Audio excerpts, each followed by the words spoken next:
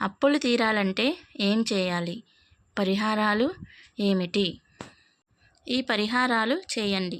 ఈ పరిహారం గురువారం రోజు కానీ శుక్రవారం రోజు కానీ చేయాలి. ఒక చిన్న గాజు గిన్నె తీసుకొని అందులో 7 చిల్లర నాణాలు వేసి 2 చెంచాల పంచదార వేసి 7 లవంగాలు వేసి మూత పెట్టి మీ దేవుడు మండపంలో దక్షిణం వైపు పెట్టి 21 రోజులు ఉంచండి.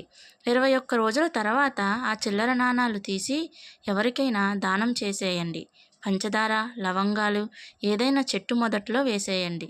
ఇలా చేయడం వల్ల ఉన్న అప్పులు తీరుతాయి. ఆర్థికంగా స్థిరపడడానికి దారులు కనిపిస్తాయి. ఈ పరిహారంతో పాటు ఇంకొకటి కూడా చేయాలి. అది ఏమిటో ఇప్పుడు మనం తెలుసుకుందాం. మీ ఇంటి ఉత్తరం వైపు గోడకి పైన లక్ష్మీ కుబేరుల ఫోటో ఉంటే పెట్టండి.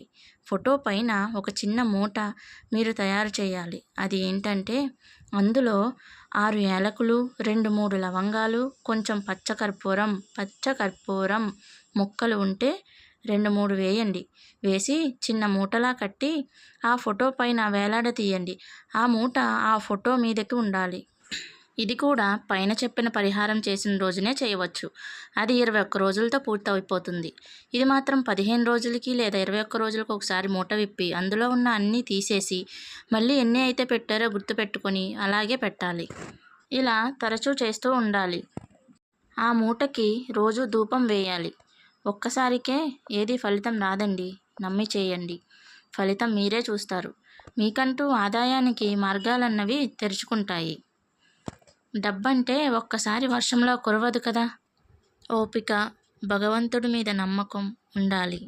నమ్మి చేస్తే ఏదైనా జరుగుతుంది.